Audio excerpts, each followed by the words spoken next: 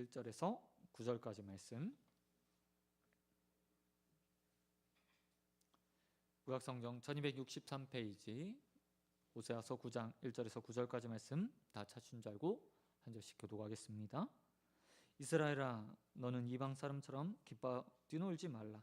내가 음행하여 내 하나님을 떠나고 각 타작마당에서 음행의 값을 좋아하였느니라.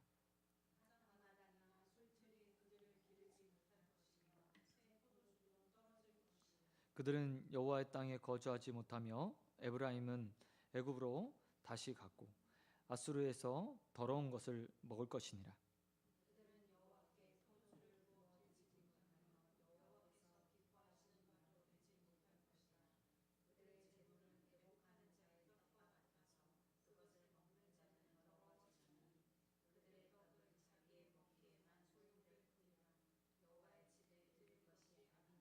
너희는 명절날과 여호와의 절기의 날에 무엇을 하겠느냐?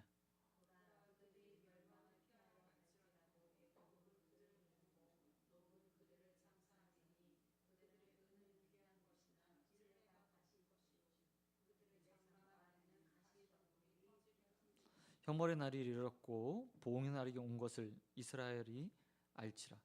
선지자가 어리석고 신의 감동하는 자가 미쳤나니 이는 죄악이 많고 내 원한이 큼이니라.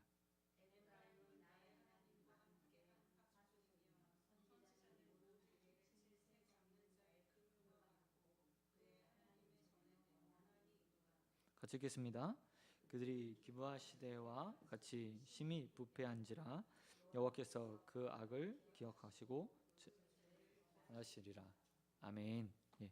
오늘 말씀 가지고 이 시대의 파수꾼이 되게 하소서, 이 시대의 파수꾼이 되게 하소서라는 제목으로 말씀 같이 나누겠습니다. 오늘 호세아서 말씀을 12번째 나누고 있습니다. 오늘은 지금까지 보았던 호세아서와 달리 조금 다른 방향으로 전개되고 있습니다. 호세아서의 서론 부분에서는 호세아의 결혼 이야기가 나옵니다. 1장부터 3장까지 그의 결혼 이야기와 그를 통해서 무엇을 이야기하고 싶었는지가 나옵니다. 그리고 나서 8장까지는 하나님의 말씀이 호세아에게 전해지는 내용이 나옵니다. 하나님께서는 이스라엘 백성들의 죄를 낱낱이 고발하시고 그들을 법정에 세워서 그들에게 기소하시는 장면들이 8장까지 기록되어 있습니다. 그리고 오늘 9장 1절부터 9절까지는 그렇게 하나님의 고소를 듣고 보았던 호세아가 자신의 말을 통해서 이스라엘 백성에게 하는 말들이 기록되어 있습니다. 그러니까 우리가 읽은 오늘 본문 1절부터 9절까지는 다 호세아의 선언, 호세아가 말하는 장면들을 기록하고 있다는 겁니다. 그렇다면 호세아가 어떤 말들을 하고 있을까? 호세아의 말은 사실 하나님의 말씀과 별반 다르지 않습니다.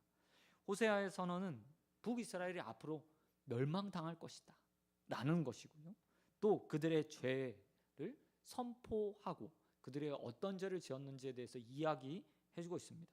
그런데 공교롭게도 이 말씀이 호세아의 입에서 전달되는 시기입니다. 본문 1절 말씀에 보면 기뻐 뛰놀지 말라 라는 말이 나옵니다.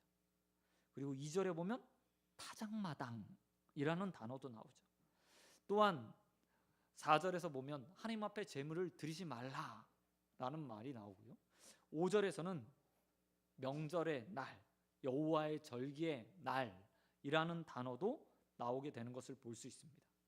이 말들은 다 한 가지를 이야기하고 있어요. 그게 뭐냐면 바로 유대의 절기를 표현하는 말들입니다. 성경학자들은 본문에 나와 있는 이 타작마당 그리고 여호와의 절기, 명절날이라는 표현을 다 합쳐서요 하나의 절기를 생각하고 있습니다. 그 절기가 말은 바로 초막절입니다. 초막절. 여러분, 초막절이 어떤 절기죠? 광야 생활을 기억하면서 사람들이 나가서 광야를 했다가 말대로 텐트를 치고 간이 집을 짓고 일주일 동안 사는 거예요. 그런데 이 초막절이 언제 실행되냐?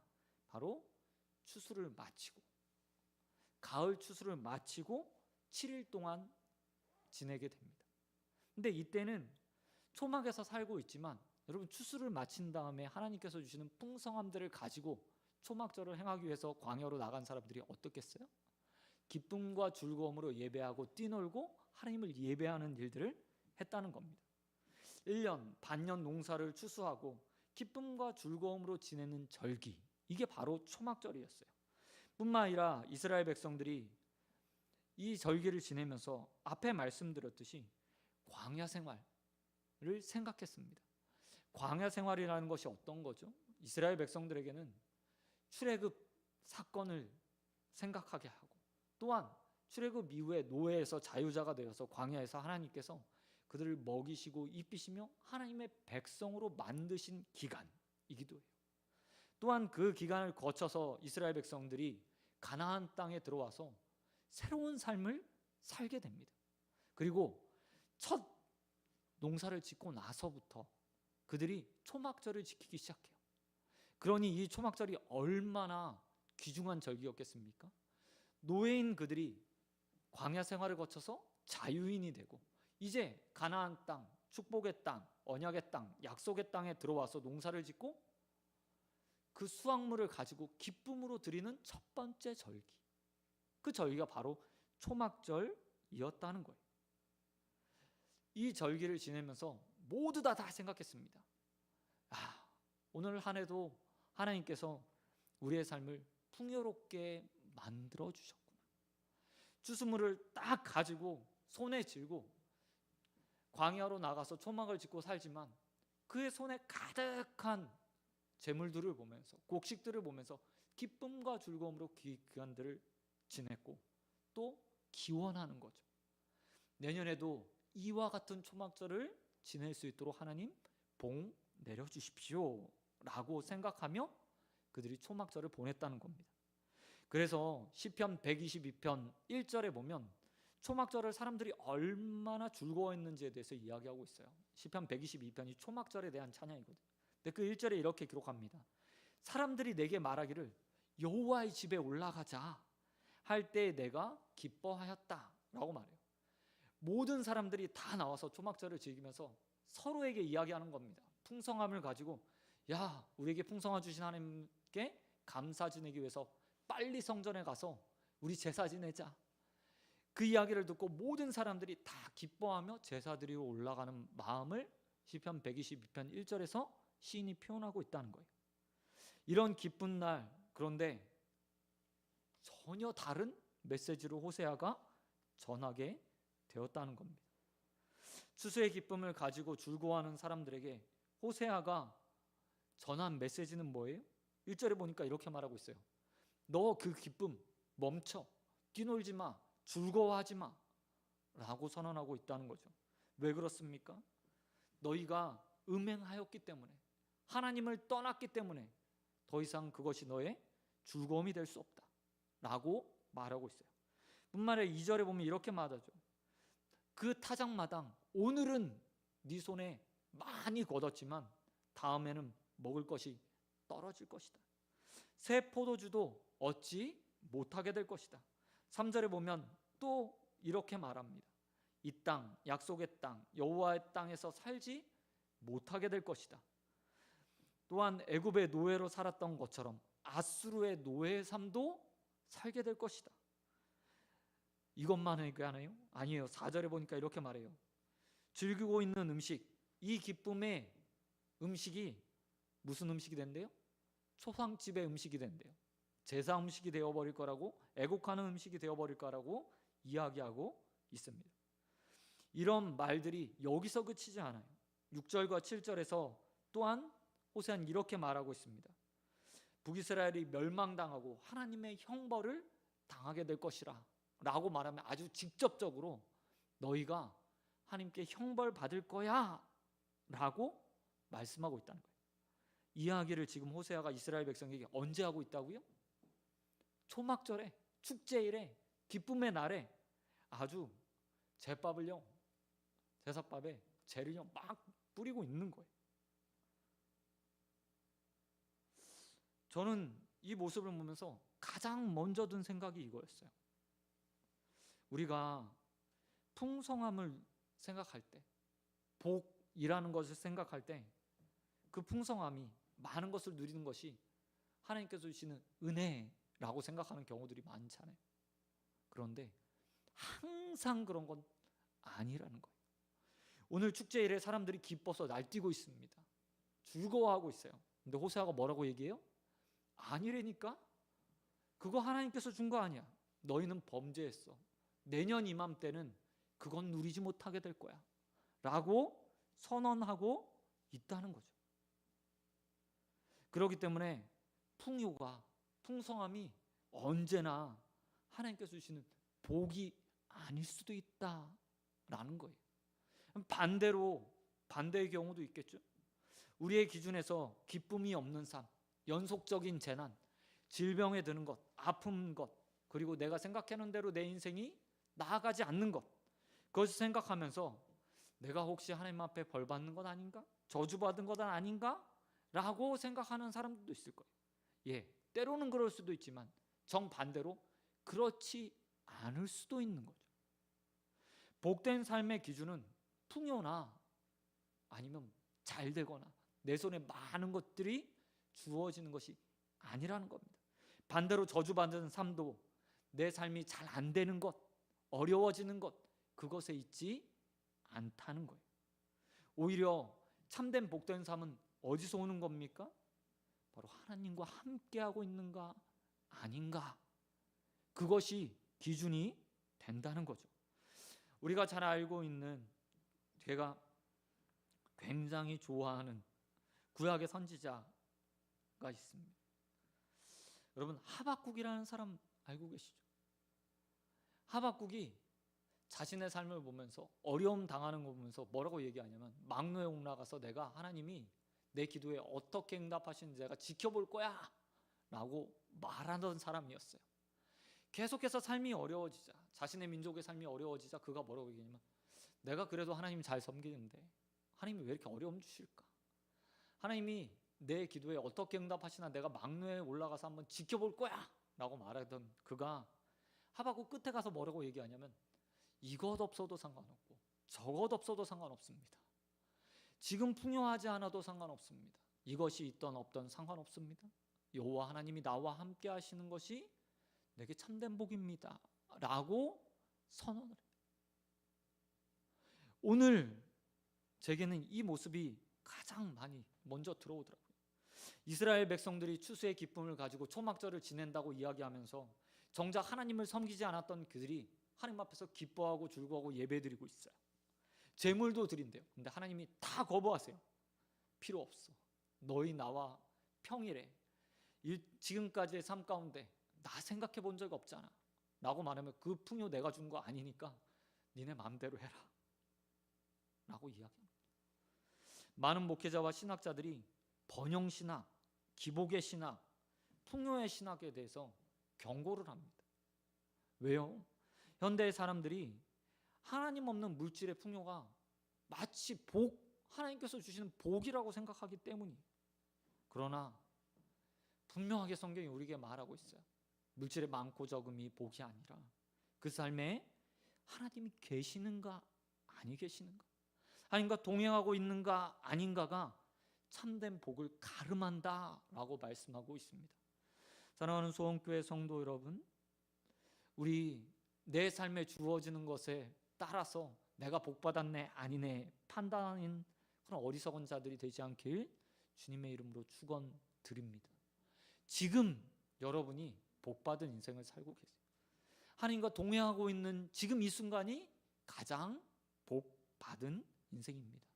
그것을 믿고 살아가는 저와 여러분 되시길 우리 주님 예수 그리스도의 이름으로 축원드립니다. 그런가 하면 이렇게 축제일에 북이스라엘을 향해서 축제를 다 망치고 있는 호세의 말을 들은 이스라엘 백성들이 어떻게 반응하는지 보시기 바랍니다. 그 반응이요, 7절 하반절에 기록되어 있어요. 북이스라엘 사람들이 호세아를 보면서 뭐라고 얘기하냐면 이렇게 얘기합니다. 어리석은 선지자가 신에 감동하여 미쳤다. 풍요로운 날에 다들 이거 하나님이 주셨어, 하나님 잘 섬기지 않던 그들이 풍요로우니까 이제 하나님 찬양하고 예배하고 제사 드리려고 하는데 호세아가 와서 뭐라고 얘기했어요? 아니야, 니네 멸망당할 거야 라고 얘기하니까 사람들이 호세아의 그 말을 듣고 호세아에게 이렇게 말합니다. 저 어리석은 선지자가 신의 감동받아서 신으로 인해서 미쳐버렸구나, 헛소리 하는구나 라고 반응했다고 이야기해요. 그런데 어쩌면 이런 사람들의 반응은요, 당연한 건지 모르겠어요. 풍요가 복이라고 다들 믿고 살잖아요. 지금도 그런데 당시엔 더 그랬겠죠? 그렇게 믿고 사는데 한아름 추수의 곡식을 갖고 기뻐하는 그들에게 저주받았어, 멸망당할 거야 라고 나는 말이 귀에 들어오기나 했겠습니까? 사실 호세아가 이런 메시지를 잘 전하게 하기 위해서 하나님이 조금만 상황만 바꿨어도 호세아 이런 취급 안 받았을 거예요. 만약 하나님께서 호세아가 말하기 전에, 이 초막절 전에 흉년을 주셨다면 호세아 말이 어떻게 사람들에게 들렸겠어요? 아, 그럴 수도 있겠구나. 상황이 안 좋으니까, 환경이 변했으니까, 그들의 삶이 정말 흉년으로 다 망가져버린 상태에서 선지자가 나와서 니네 하나님 앞에 벌 받았어, 벌 받을 거야 라고 말하면 그 말이 잘 먹혔을 거 아니에요. 근데 아니에요. 호세아가 조금만 이 말을요, 초막절 지난 다음에 했으면 어땠을까요? 사람들이 축제를 다 마치고 나서 좀 흥분을 가라앉히고 이성적인 판단을 하고 있을 때 호세아가 가서 정중하게 이야기하는 거예요. 야, 하나님이 너희 멸망시키겠대. 너희 죄로 인해서 너희가 정말 많은 죄를 져서 기부와 라고 말하는 당시에 윤간 그리고 살인이 밥 먹듯이 일어났던 지역이었거든요. 그 일을 거론하면서 그 지역보다 더 악하니까 너희 멸망받을 거야 라고 하나님께서 말씀하셨어 라고 호세아가 좀 초막절 지난 다음에 말했으면 효과적으로 전달되지 않았을까요? 근데 호세아가 그렇게 하지 않은 거예요. 호세아가요, 굳이 초막절 축제일이 시작되는 날 하나님의 말씀을 들고 서서 이스라엘 백성에게 하나님의 마음을 그대로, 그가 본 대로, 들은 대로 하나님께서 자신에게 말씀해 주신 이스라엘 죄들을 축약해서 이스라엘 백성들에게 선포하는 거예요. 제가 만약에 호세아였다면 저는 좀 상황을 지켜봤을 것 같아요. 지금 사람들이 기쁨 누리고 있는데 쫓이지 말자. 뭐 오늘 꼭 전하지 않아도 일주일만 버티면 일주일 지난 다음에 해도 되지 않을까? 라고 생각했을지도 모르겠어요. 호세아가 그렇게 하지 않아요.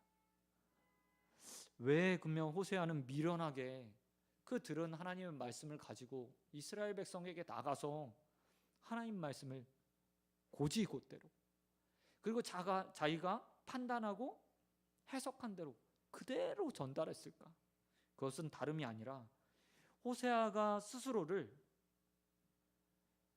어떻게 생각하고 있는지 그 이유 때문이에요. 8절에 보면 호세아가 스스로를 이렇게 말하고 있습니다. 나는, 선지자는 파수꾼이다. 파수꾼. 여러분, 8절에 호세아는 선지자가 파수꾼이라고 말합니다. 파수꾼이 어떤 사람이죠? 성벽에 올라가서 그 성벽에서도 가장 높은 망루에 올라가서 적을 감시하는 사람, 멀리 내다보고 위험이 그 성 안으로 찾아오는가 아닌가를 감시하는 사람이에요. 그들의 역할이 너무나 중요해요. 멀리서 오는 적을, 위험을 감지하여 사람들에게 알려주면 사람들이, 온 백성들이 방비할 수 있잖아요. 근데 만약 그 파수꾼이 잠들어서 한밤중에 적이 쳐들어오는 것을 감지하지 못했어요. 그럼 어떻게 되는 거죠? 그 성 안에 있는 모든 사람들이 무방비 상태에서 적에게 노출돼 큰 위험에 빠지게 되는 거죠. 그래서 군대에서도 파수에 경계에 실패한 군인은 전쟁에 실패한 것보다 더 최악이라고 이야기를 해요. 막을 수 있는데 못 막는 것, 적과 싸워보지도 못하고 그냥 당할 수밖에 없는 게 그 경계의 중요성이거든요. 근데 호세아가 스스로 이렇게 말하고 있어요. 선지자는 이 파수꾼과 같다. 어떤 위험을 감지하는 거죠, 선지자가? 바로 하나님으로부터 오는 위험, 하나님이 내리시는 위험을 감지하는 자였다는 거예요. 호세아처럼 사역했던 선지자들이 언제 사역을 합니까? 언제 많은 선지자가 활동을 하죠? 선지자들은요, 평안한 시대에 잘 안 나타나요. 악이 가득할 때, 죄악이 가득할 때, 그들이 하나님의 말씀을 들고 와서 하나님의 징계, 하나님의 위험, 하나님께서 지금 그 마음을 어떻게 바꾸어 가시는지 이스라엘 백성들에게 경고를 해요. 그리고 사람들은 그 이야기를 듣고 자신의 삶을 돌이키죠. 세상의 적보다 더 위험한 게 하나님이거든요. 하나님이 마음만 먹으면 그들의 삶을 송두리째 무너뜨릴 수 있다는 것을 이스라엘 백성들은 너무나 잘 알고 있었어요. 그래서 언제나 선지자들이 나타나면 하나님의 위험이 가까이 왔구나 라고 알 수 있었죠. 호세아는 그런 입장에서 자신을 파수꾼이라고 얘기하고 있어요. 그러니 파수꾼이었던 그가 이스라엘 백성들에게 가서 지금 하나님의 위험이 너희 문 앞에 왔다 라고 이야기해 주는 것은 너무나 당연하죠. 그러니 축제일 가운데 사람들이 축제를 지내던 아니던 상관이 없는 거예요. 축제를 지내다가 하나님이 징벌 가운데 모든 걸 잃는 것보다 지금 당장 축제를 멈추고 참되게 회개하러 나아가는 것, 죄를 뒤집어쓰고 자신의 죄를 고백하는 것이 이스라엘 백성에게 더 유익하고 그들의 삶이 보존되기 때문이죠. 그래서 호세아는 미련하게 축제일에 사람들의 축제를 다 깨버리고 있어요. 산통을 깨는 거예요. 근데 전 이 모습을 보면서 이 땅의 목회자들이, 설교자들이 호세아와 같은 마음을 가져야 된다고 생각했어요. 사실 저도 한 사람의 목회자로 가장 중요한 것이 바로 이거라고 생각합니다. 하나님의 말씀을 들고 바로 전하는 것, 시대에 맞는 하나님의 말씀을 분별해 전하는 것, 사람들이 듣기 좋아하는 소리나 원하는 소리나 그들의 마음을 흡족하게 할 만한 것들을 전하는 게 아니라 지금 우리 교회, 우리 성도들에게, 그리고 이 설교를 듣고 있는 모든 자들에게 꼭 필요한 하나님의 말씀을 증거하는 것, 그것도 가하지 않고 감하지 않고 전하는 것이 너무나 중요하다는 것을 또다시 깨달아요. 사랑하는 성도 여러분, 저를 위해서 기도해 주시기 바랍니다. 제가 한 사람의 목회자로서 파수꾼처럼, 선지자 호세아처럼 자신을 파수꾼으로 여길 수 있는 자가 될 수 있도록 위해서 기도해 주세요. 교회에게, 성도에게, 이 땅에 또한 말씀을 들어야 될 자들에게 하나님의 마음과 말씀을 전하기에 부족함이 없는 자로 설 수 있도록 기도해 주시기 바랍니다. 그런데 이런 파수꾼의 사명이 목회자에게만 주어졌습니까? 아닙니다. 성도들에게도 주어졌어요. 모든 성도들이 다 한 가지 사명을 받았습니다. 그건 직분과 상관없어요. 언제 믿었는지도 상관이 없습니다. 모든 자들이 예수 그리스도를 통해서 땅 끝까지 이르러 내 증인이 되라. 하나님 나라의 말씀을 가지고 나아가 하나님 나라를 증거하라고 다 사명을 받은 거예요. 이 사명은 파수꾼의 사명과 똑같습니다. 왜냐하면 주님 오시는 그날 모든 세계가 다 사망 아니면 생명으로, 지옥 아니면 천국으로, 영원한 행복 아니면 영원한 죽음으로 나아갈 수밖에 없기 때문이에요. 우리 이 시대를 가르쳐서 이야기하죠. 종말의 시대, 끝이 다다른 시대라고 이야기하고 있어요. 그리고 우리는 성경을 통해서 이 세상의 끝이 어떻게 될지 이미 다 보고 알고 있어요. 호세아가 하나님께 말씀을 받아서 북이스라엘이 어떻게 멸망할지 다 들은 이후에 이 말씀을 전했던 것처럼 우리도 성경을 통해서 이 세상의 끝이 어떤지 다 들은 바 되었어요. 그리고 우리에게 주님께서 사명을 주셨죠. 그것을 들고 나아가서 증거해. 저 끝까지, 땅 끝까지 이르러 내 증인이 되라 라고 말씀하셨다는 겁니다. 하나님 나라가 이 땅에 임할 때 많은 사람들이 정말 멸망당할 거예요. 죽을 거예요. 징계받을 거예요. 자신의 삶의 모습으로 인해서 그 대가를 치르게 될 겁니다. 그 가운데 우리 사랑하는 사람들이 있어요. 내 이웃들이 있어요.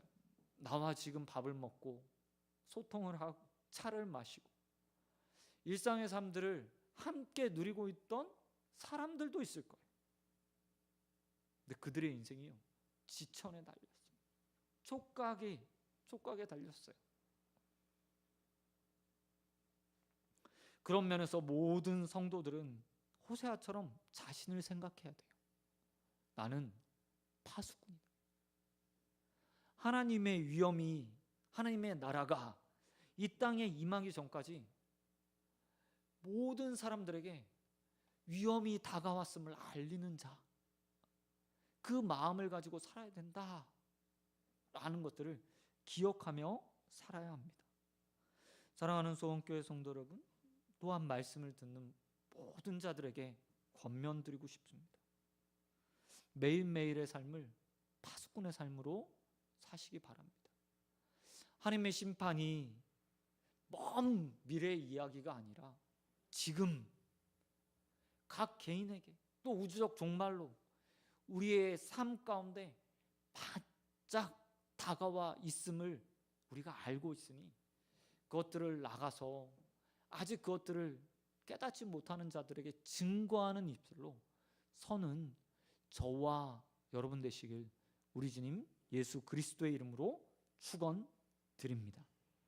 말씀 맺도록 하겠습니다. 우린 지금 풍요의 시대에 살고 있습니다. 그러다 보니까 착각할 때가 많아요. 하나님께서 주시는 풍요, 그게 복이야. 이거 하나님께서 주신 거 나보다 라고 생각하면서 그것들 누리는데 급급해요.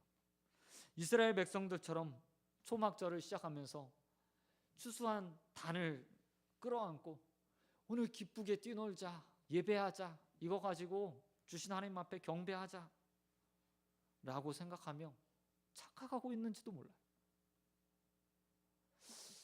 하나님이 정말 그 풍요를 주셨을까? 좀 곰곰이 고민해 봐야죠. 혹시 내 삶에 하나님 없는데, 하나님 온전히 섬기지 않았는데 풍요가 잔뜩 몰려와 내가 착각하고 있는 것은 아닌가? 살피고 또 살펴야 돼요. 이스라엘 백성들처럼 손에 잡히는 것 가지고 내가 하나님 잘 섬겼나 보다 생각하는 것이 아니라 정말 내 삶에 하나님을 향한 헌신, 따름들이 있었는지 곰곰이 살피면서 정말 나와 하나님이 가까이 붙어 있나 늘 살피고 또 살피는 자들이 되어야 합니다. 그래야 어리석게 손에 잡히는 것 가지고 내 신앙을 판단하지 않게 돼요. 뿐만 아니라 여러분 이 땅을 살아가면서 호세아처럼 내가 파수꾼으로 부름받았다 라고 생각하며 사시기 바랍니다. 주님께서 우리에게 사명을 주셨어요. 하나님의 나라가 이 땅에 오기 전까지 많은 사람들을 구원하라고. 다른 말로 이야기하면 하나님의 심판이 가까이 왔음을 알리라고. 예수를 통해서 반드시 구원받아야 된다고. 이 구원의 열차를 놓치면, 이 시기를 놓치면 다시는 기회가 주어지지 않는다고 증거하라고 지금 주님께서 유보된 종말을 우리에게 허락해 주셨어요. 우리는 모든 것을 보고 있잖아요. 마지막 때가 이르면 어떻게 되는지 우리는 다 알고 있어요. 그럼에도 불구하고 우리는 주저주저합니다. 호세아처럼 그것이 축제일이든 기쁨의 날이든 재앙의 날이든 상관없이 지금 받았으니 지금 나가서 전해야지 라고 생각하지 않고, 저 사람의 마음이 좀 변하면, 저 환경이 변하면, 복음이 잘 들어갈 때 되면 그때 내가 얘기해야지 라고 생각하면서 시간을 저울질할 때도 너무나 많아요. 그런데 그렇게 머뭇거리다가 기회를 놓쳐버릴 수도 있어요. 사랑하는 가족을 살려야 되고, 이웃을 살려야 되고, 내 가까이 있는 사람을 반드시 구원해야 되는데 그 기회가 내일, 모레, 그 다음날 주어질 거라는 보장이 어디 있죠? 그런데 왜 주저하고 계십니까? 우리 호세아처럼 파수꾼의 마음으로 복음을 전하는 자들 되길 소원합니다.